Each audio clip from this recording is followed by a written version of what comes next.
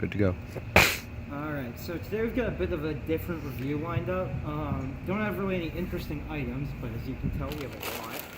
We've got McDonald's chicken nuggets with signature sauce and a Big Mac. We've got the Burger King Whopper, no cheese, and fries. And the Dave's Single. Also, actually, no, I did get a Surge Cola from Burger King, which they're apparently now serving, so that's actually kind of interesting. So I'll just start off with a quick aside about this. Kind of like sweeter Mountain Dew. Tastes a little less acidic. My insides are rotting away a little less.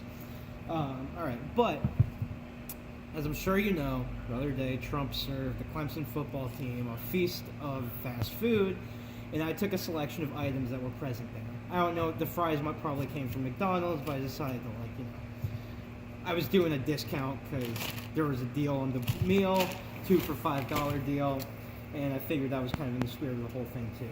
So this is going to be focused a bit more on the kind of event as a whole rather than the individual items. I'll do a bit of an aside on that. Yeah, but, I got to connect myself with the zeitgeist somehow. Let's start off with the burgers. And we can do a bit of compare and contrast. Have a bite of a Big Mac. I'm not going to eat this entire thing. Jesse here is going to have some of it afterwards. But also, this stuff's going to be cold, which I think is good. So yeah, the classic American Big Mac. It is cold.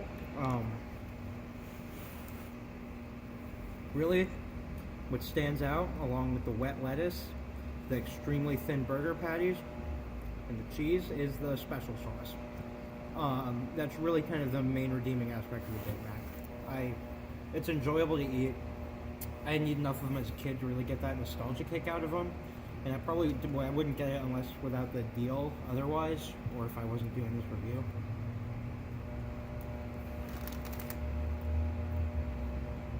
But it's an okay burger. And it is the most American item, probably in the world. And so I actually want to talk about that for a second. One thing I've been thinking about is what these fast food items kind of do, and what I sort of described as my, okay, here you go, Jesse.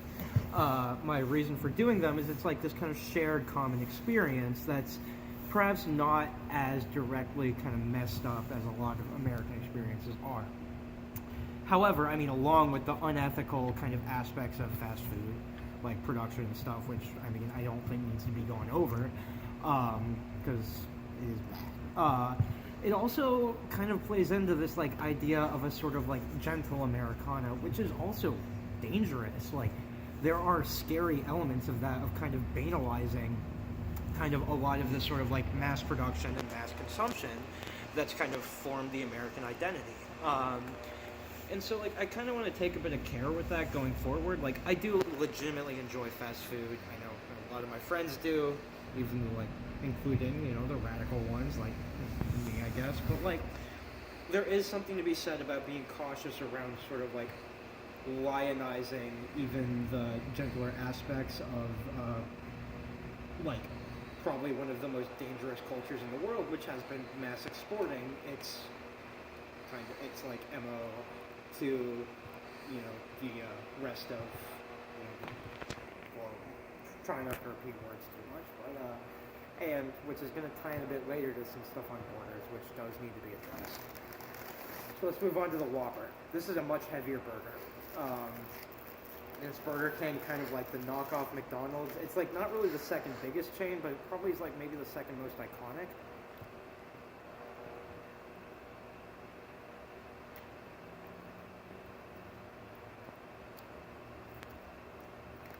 This burger gets points for being a lot heftier, I guess. It's not quite as distinctive, but it is the classic burger. It's tomato, lettuce, mayo, no mustard or ketchup, which I guess differentiates it a bit, and the patty's a lot heftier.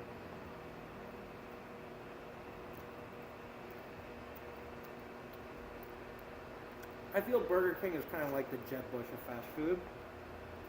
I'm not going to explain that further. But yeah, you've had a Whopper. It's okay. Better than most of Burger King's offerings. It doesn't have that weird sort of bent out taste. But now let's move on to the Dave's Single. This is from Wendy's. this has the heftiest patty yet.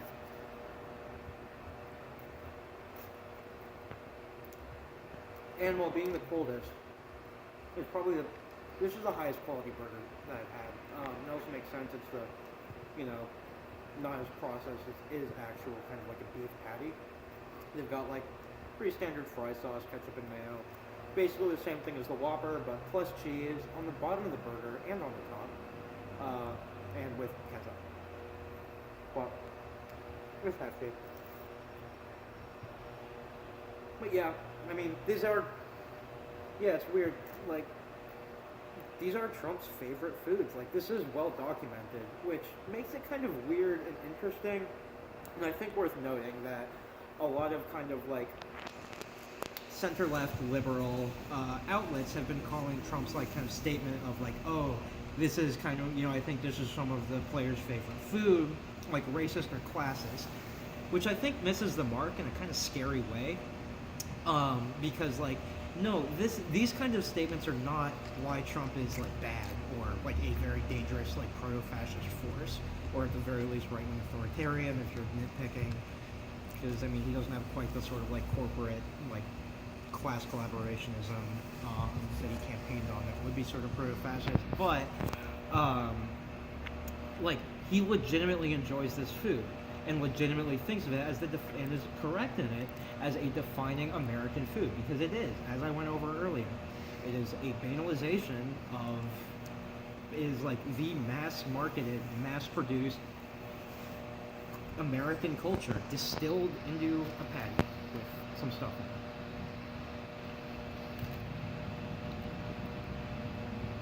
it. And Trump wants to be American, along with liking the food, and also probably legitimately thought this would be the food they would actually like the most, rather than think was most appropriate, which is kind of interesting, and I think deserves some analysis. But it draws away from like the kind of actual strange, like the abnormalities of this presidency. Me and Jesse were talking about earlier, what this actually signifies is this sort of like breaking away of the idea that the president or leader of the nation is this sort of like aristocratic or other non-human figure who's not like us common people, which kind of like reassures us, because we don't have to think of it like just being like someone who is very, very flawed and very dangerously so running the country, rather than like, because that's different from policy disagreements, because you don't have to think about like this sort of like enormity of like how one person's choices can affect the entire world. Like, I mean, probably actually the biggest one right now isn't even in the United States. It's Bolsonaro decided to chalk down to Amazon, which is going to kill us in 30 years. We are all dead. Now let's just move on to the fries. These are Burger King fries. It was probably McDonald's fries. These are cold and bad. They taste colder than they should be from the 10-minute drive. They're salty enough, like just the right amount of salt, but they're not good. Again, it's Burger King. It's just weird knockoff. It's Jeb Bush, the knockoff of the Republican primary, the supposed king, and also the kind of knockoff of his brother, George W. Let's move on to the last one, the Chicken McNuggets. So, 2 for $5 again. I've started to like these a lot more, and I got the signature sauce. I wish I had a silver platter to put the sauce in, but I didn't.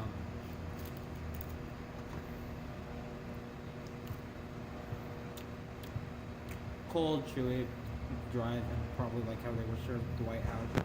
But good. They don't have that kind of bitter, acrid texture.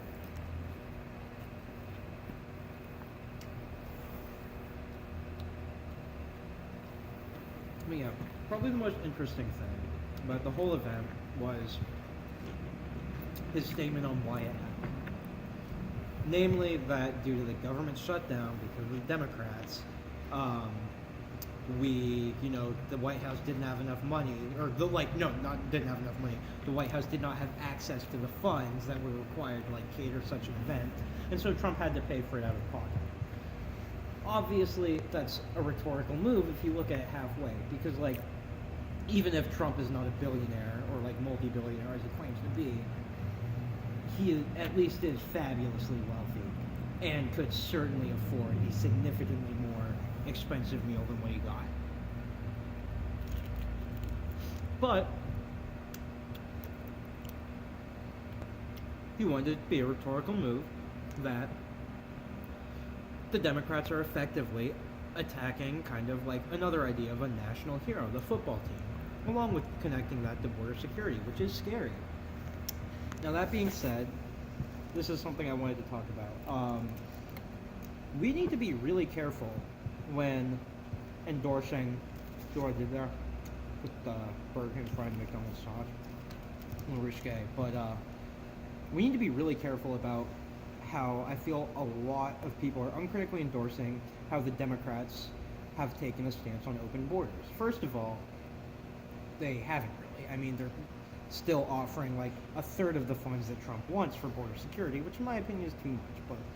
But more importantly, the kind of open borders they want is open borders for capital, not open borders for like human welfare. They want effectively for the free flow of money to be unimpeded by national sovereignty, which means that you get shit like NAFTA, where a corporation can now literally evade the national law and some of the worst penalties for environmental and labor protections, if I'm correct, due to the idea of free trade and that form of open borders. And that is what, at heart, Pelosi and co are arguing for. They aren't arguing for, the kind of like human dignity of like having a right to life. They are arguing for the freedom for the West to export capital and import cheap labor.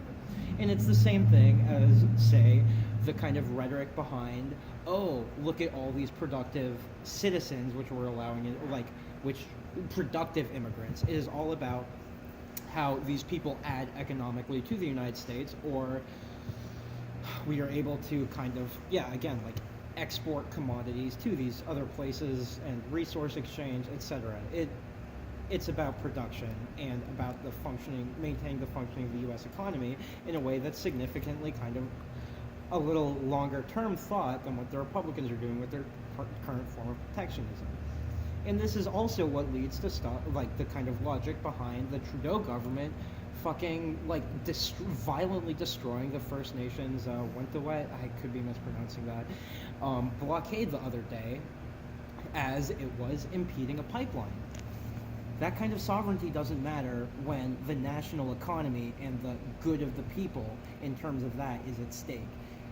And so when we toe that kind of line of open borders, we risk accidentally kind of focusing on that rather than the sort of necessity of the freedom of movement, or the importance of that.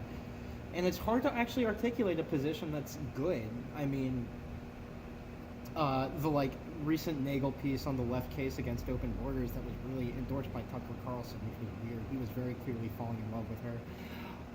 Isn't the solution either, because that's about protecting effectively the American worker rather than the international one. And I mean, internationalism along with decommodification are probably the two defining points for the left. Anyway, sorry for that ramble. No, I'm not sorry. I wish I explained points a little clearer, and you get better at that. But again, cold fast food, a variety of types. 2019 is off to a weird start where everything metaphorical becomes real. Like Big Mac on the silver platter and that guy who killed people with a machete called kindness. But signing off now. Have a good day.